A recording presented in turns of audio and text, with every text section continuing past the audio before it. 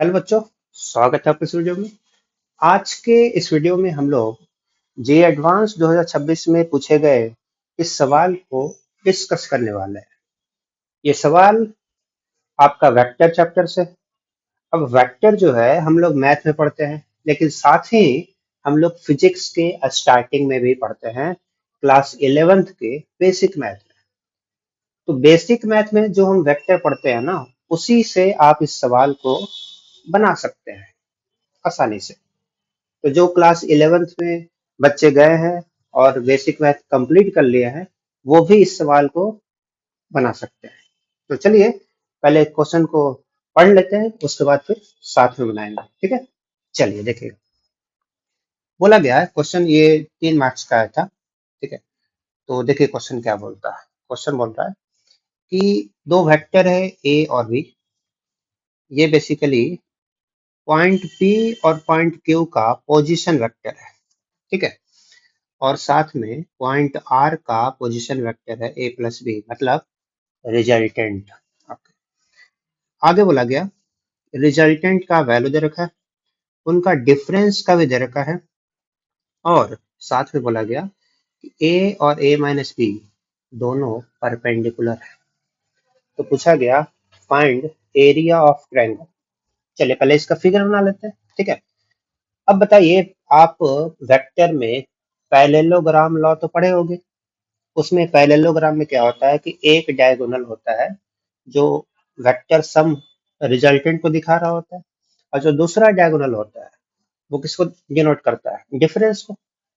चलिए देख लेते हैं इस क्वेश्चन को। तो पहले हम बनाएंगे पैरेललोग्राम। देखिए ये रहा पैरेललोग्राम, ये। ठीक है, तो मान लेते हैं कि हमारा ये हो गया वेक्टर ए, ये हो गया मान लेते हैं वेक्टर बी। ठीक है, अब बताइए इन दोनों का जो रिजल्टेंट होगा, रिजल्टेंट वो क्या होगा। ए प्लस बी आपका ये वाला हो जाएगा, ए प्लस बी। ठीक है, और ए माइनस बी क्या होगा, तो आपका ए माइनस बी इसका दूसरा डायगोनल हो जाएगा, ये वाला।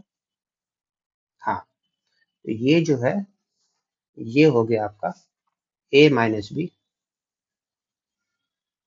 ठीक है, और ये जो हो गया ये हो गया आपका ए प्लस बी। तो क्वेश्चन में बोला गया है कि वेक्टर ए जो है ये पोजीशन वेक्टर है। किसका पोजीशन वेक्टर है, पॉइंट पी का, यहाँ पर ओरिजिन है।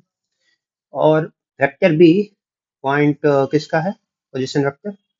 देखिए यहाँ क्वेश्चन में दे रखा है क्यू का बी है, तो बी वेक्टर यहाँ पर पॉइंट क्यू का पोजीशन वेक्टर है, और आर का पोजीशन वेक्टर है ए प्लस बी। ठीक है, अब बताइए आगे क्या बोला गया। दोनों डायगोनल का लंबाई आपको दे रखा है।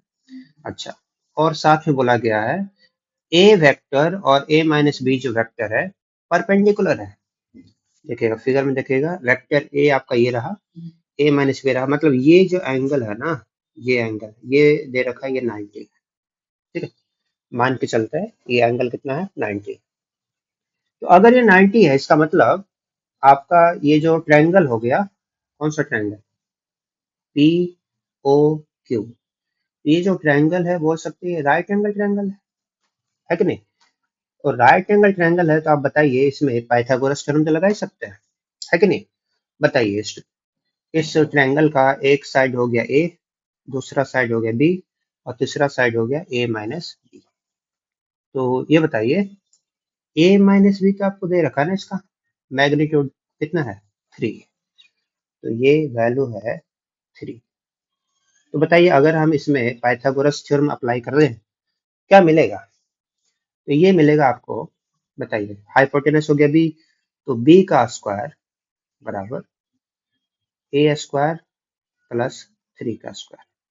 That means B square minus A square बराबर 3 का स्क्वायर 9। ये हो गया हमारा इक्वेशन। ठीक है, पाइथागोरस थ्योरम सिंपल है। अच्छा, आगे चलते हैं। अच्छा, पूछा क्या गया है, पूछा गया है area of triangle O P R. देखिएगा फिगर में, देखिएगा ओ यहाँ है, पी यहाँ है, आर यहाँ है, तो मतलब ये जो ट्रायंगल बना, हमें इस ट्रायंगल का एरिया पूछा गया है, ठीक है ना। अब बताइए इस ट्रायंगल का एरिया कैसे निकालेंगे। तो आप जानते हैं पैरेललोग्राम का एरिया कैसे निकालते हैं, दो वेक्टर का हम क्रॉस करते हैं, तो क्रॉस करने से जो मिलता है उसका मैग्नीट्यूड वही तो होता है एरिया ऑफ पैरेललोग्राम। लेकिन यहाँ पर पैरेललोग्राम का एरिया नहीं पूछा गया, ट्रायंगल का एरिया पूछा गया। तो बताइए ट्रायंगल का एरिया क्या होता है, उसका आधा। दैट मीन्स हमें मालूम है कि एरिया ऑफ ट्रायंगल जो पूछा गया है ये होगा हाफ इनटू क्या, क्रॉस प्रोडक्ट। तो ए और बी वेक्टर का क्रॉस प्रोडक्ट निकालेंगे तो उसका जो आएगा वैल्यू उसका हाफ करेंगे और यही होगा हमारा एरिया, यही आपसे पूछा गया। तो चलिए पहले हम इसका एरिया निकालने के लिए आपको क्या करना पड़ेगा बताइए। ए क्रॉस बी क्या होता है सर, ये होता है A into B into sine theta.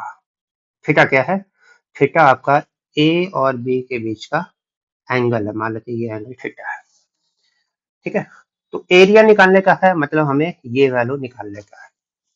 चलिए ए कैसे निकाले, नहीं दे रखा है, बी कैसे निकाले ये भी नहीं दे रखा है, थीटा का वैल्यू ये भी मालूम नहीं है, मतलब तीनों वैल्यू हमें पता करना है और फिर उसके बाद आसानी से आ जाएगा।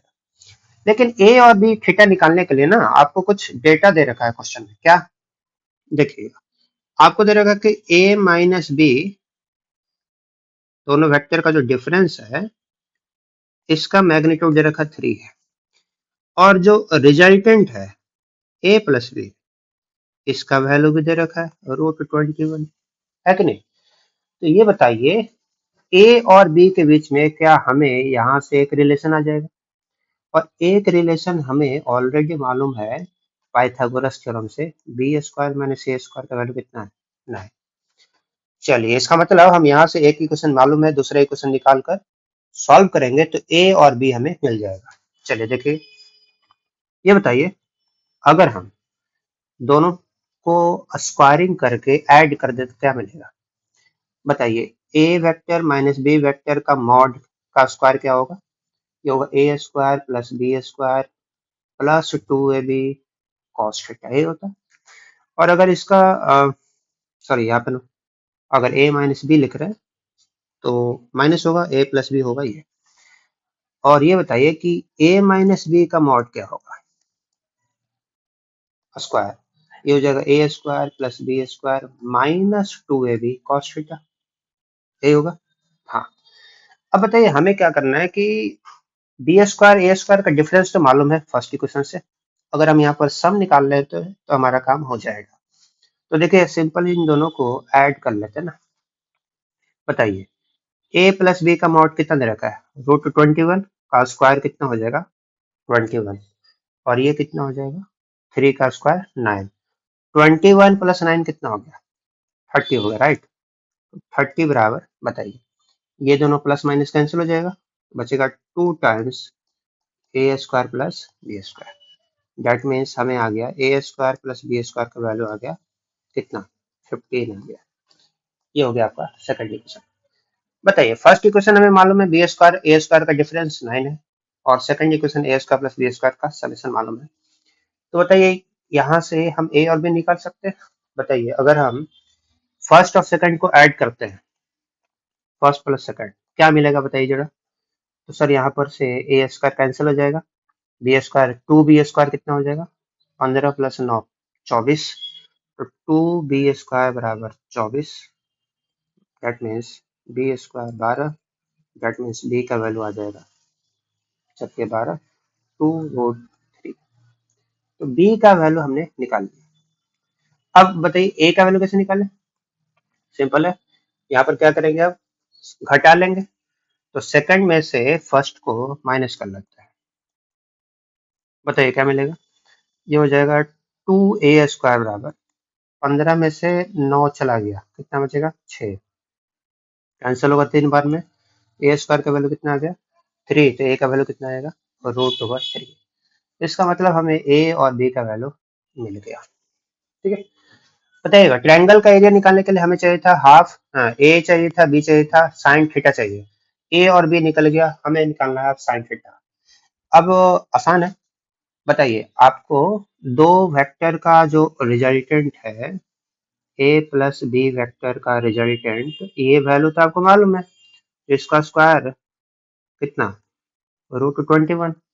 इसके फॉर्मूले में ए और बी का वैल्यू रख दीजिए। बताइए इसका फॉर्मूला क्या होगा, ये होगा A square plus B square plus 2ab cos theta, right, बराबर स्क्वायरिंग करेंगे तो क्या हो जाएगा, इसका स्क्वायर 21।